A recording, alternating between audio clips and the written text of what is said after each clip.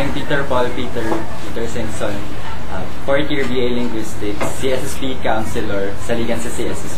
Alright, good afternoon, Mr. Singson. Your first question is, how do you describe the political culture in CSSP and why do you want to be part of it? Sa tingin ko, meron nga popular na paniniwala na yung mga taga-CSSP ay apathetic daw at hindi sila nakikialam sa mga isyong politika ng universidad at ng ating bansa. Pero sa tingin ko, na-prove din naman ng ating nakaraang CRS-RS referendum na sa pagpapaliwanag talaga sa CSSP students ay marirealize din nila yung kung bakit kailangan silang makialam at kung makikialam sila ano yung titindigan nila dun sa issue na yon. Okay, next question. Are you in favor of charter change? Why or why not? Ako, kasama ng saligan sa CSSP, ay hindi pabor dito sa sinusulong na charter change ng gobyerno. Una na dito, yung provision sa charter change na nagbibigay ng 100% land ownership sa mga dayuhan. Ito kasi nakikita nating threat bilang isang alagad ng wika o isang estudyanteng nanggaling sa Departamento ng Linguistics. Meron tong malaking epekto dun sa sa ating kultura, sa dilution ng ating kultura. Imagine, given na meron na silang karapatan na mag-own ng corporations tulad ng mass media, malaking epekto ito sa mga wika sa Pilipinas. Okay, last question. Kung may ipaparitoke ka sa katawan mo, ano yon at bakit? Siguro,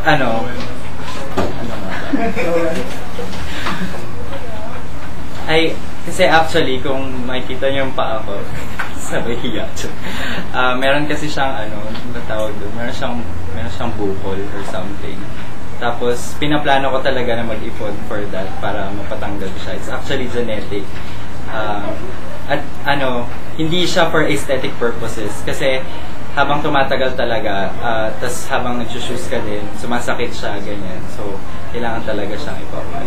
Ako po si Rainier Sindayan, third year BS Psychology, running for CSSP Rep to the University Student Council. Good afternoon. Okay. What is your stand on the CRS-RS referendum and what can you say about the results? Yung stand, well, yung CRS-RS referendum bilang isang requirement,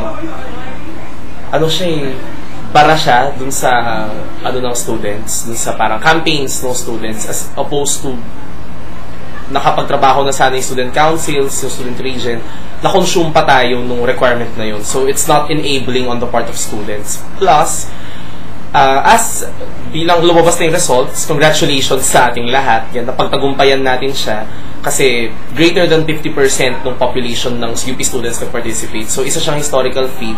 Mahalagang gamitin pa natin yung nakamit na natin ngayong referendum na to para ipagpatuloy pa yung iba pa nating mga calls as a student. What are the implications of an Obama administration on the Philippines? Ayun, Obama administration sa Philippines, wala ako nakikitang ibang implications noon aside from patuloy lang talagang isusulong ni Obama yung interest ng Amerika perhaps kasi siya ang Pangulo ng Amerika. Kaya patuloy magsusulong pa rin siya ng proyekto na with the Philippines, however without the Philippines in mind, meaning patuloy pa rin niya isusulong nga yung American interests on Philippine soil. Okay, last question. Patay na si Rostom Padilla kaya't nabuhay si Bibi Gandang Hari. Kaya kung papatayin mo rin ang iyong sarili para mabuhay ang tunay mong katauhan, ano ang bago mong pangalan at katauhan? Ano nga kaya? Hagar. Kasi sinagot ko dati nung tinext ako parang, ako pa rin, ganyan. Kasi, wala. Kung may babaguhin ako, babaguhin ko na lang siguro yung mga bagay-bagay na ginawa ko sa buhay ko, ganyan. Siguro mas exciting, ganyan. Alam mo yun, hindi ko kasi alam kung, wala akong idea kung who else to be. Pero, yun, mas ako lang.